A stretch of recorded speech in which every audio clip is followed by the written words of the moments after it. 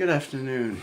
I haven't done this for quite some time, so I may be a little bit stiff, so apologies before I start. I'm certainly a good bit older than I was before anyway. I'm here to introduce today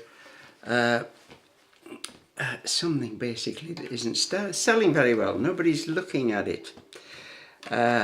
So I thought I'd try and drum up a little bit of interest on this unknown make, although it says Reliance on the peg head. I don't know who that relates to, because it could be any one of a dozen British makers. But it is obviously a British-made ukulele banjo for several reasons, one of which is the style of hardware on it, which is sort of very plain but chunky, and that is typically American, because that's a Repro Grover tailpiece. It's one that goes into the catalogues nowadays of a Nashville tailpiece. Why, I do not know. It's a copy of a Grover Ideal tailpiece. But everything else on it smacks of being English, such as the perch pole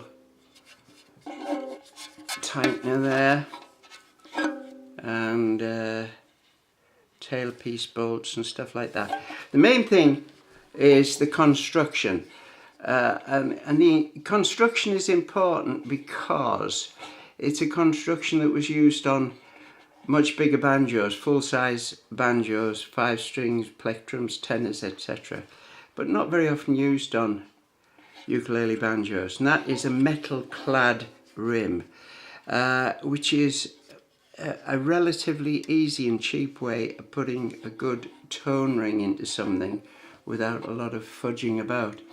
It's built on an ash, again, which is another English factor, an ash rim, and it's nickel-plated brass cladding, and it's probably a brass tension ring as well. Nowadays we tend to use American terms for these things, although originally England had its own set of what shall we say, jargon relating to banjos, and they used to call that the top band, and they used to call these brackets, but we've fallen into the habit now of calling them not what they were, what they are, which is the tension ring and the tension hooks, which are the job that get the job done. And that's the other thing that's important about this. It's got 10 hooks, which for a pot that's just about 8 inches tall, 8 inches across, I should say, 8 inches in diameter, a little bit less in this case. That's not bad going. American banjos might have used from maybe 12 to 16, but we've always been a bit miserly with our hooks in England. So you're lucky if you get a uke banjo with 8 on rather than 6, or even I've seen them with just 4 on. How are you supposed to get any tension on a calfskin head with 4 hooks? I know not, unless they're drum hooks as opposed to banjo hooks. Anyway, I'm burbling on a bit unnecessarily, running off at the mouth as I usually do. I think that the neck is mahogany, but you can't really tell because it's got a few layers of coloured polish on them, French polish type polish, and as you see, it's sort of weathered down to a nice patina, but you can't really identify the grain underneath it. These are replacement tuners, modern so-called non-slip tuners, which are gold plated, and the reason why they're replaced is because the original tuners were just very, very crude wooden push-in friction pegs, so they were even more hazardous to try and get in tune than non-slip pegs. Anyway, that's the only 2 new parts on here, is the tailpiece and the tuners. And one of the reasons why the tailpiece was replaced was because it had a rather crude, old-fashioned 5-string tailpiece on, which was a bit too big and clumsy, and it was what we call a fishtail tailpiece, which meant it had a single bracket, but it didn't have any means of keeping it rigid with the rim, so that when you tightened one string up or slackened off one string, it altered them all. So it was hit and miss whether you got it in tune or not. So that's physically about all that's going on with this. I will tell you, I'll go into a bit more depth about the fretting, because on an old banjo, this is probably about 20s, 30s. On an old banjo, you're always going to get shrinkage on the neck, and of course frets don't shrink. Frets are made of metal, so the wood shrinks away from the frets, leaving lots of nice sharp edges on the end to lacerate your fingertips, unless it's dressed, which is the professional word for filing it down and then polishing it with emery to get a nice smooth slide up and down there like a rabbit on skates. That is if you are in the habit of sliding up to the dusty bits. It's got a nice little bit of pearl inlay there, some nice fancy bits. As you can see, I'm showing you this because there's very little wear. In fact, it's infinitesimal, the wear on the fretboard in that first position, and the frets no wear whatsoever, so which is very unusual for a banjo of this age. The head has not been replaced. It was in pretty good condition, the head.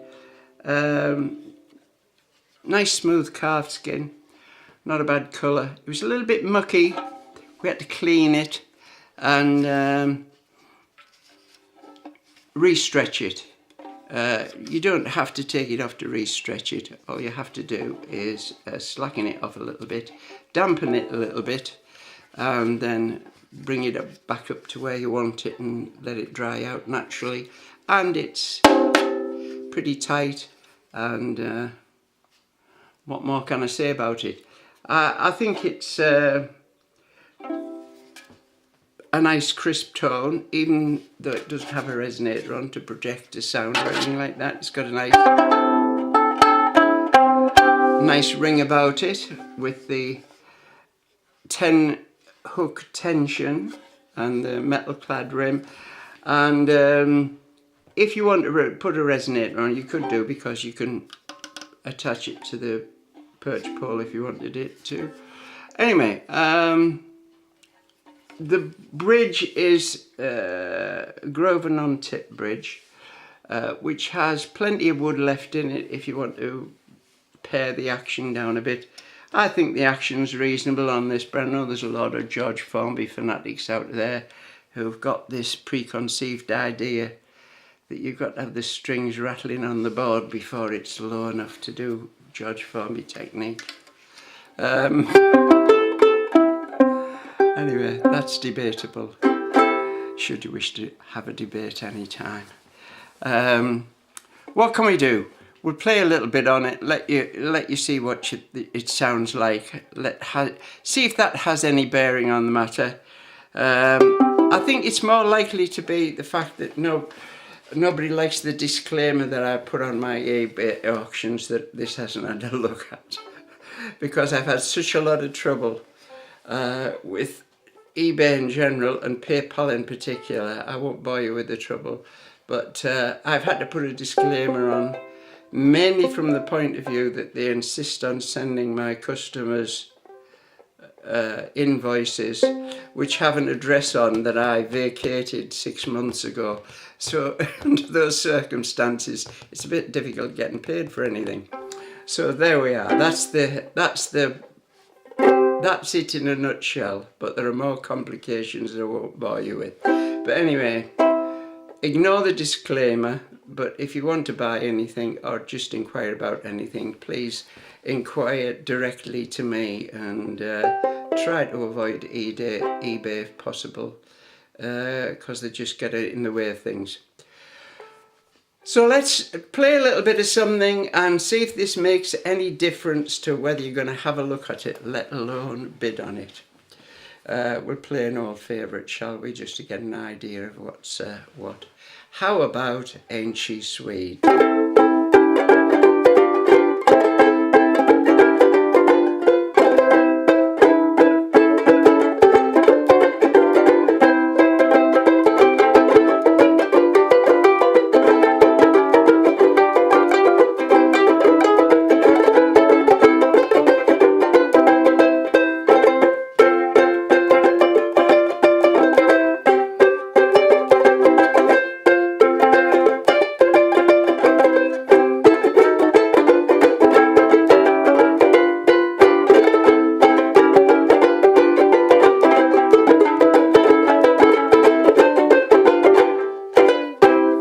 And that's all. Thanks for watching. Make me a bid. I can't refuse. Bye now.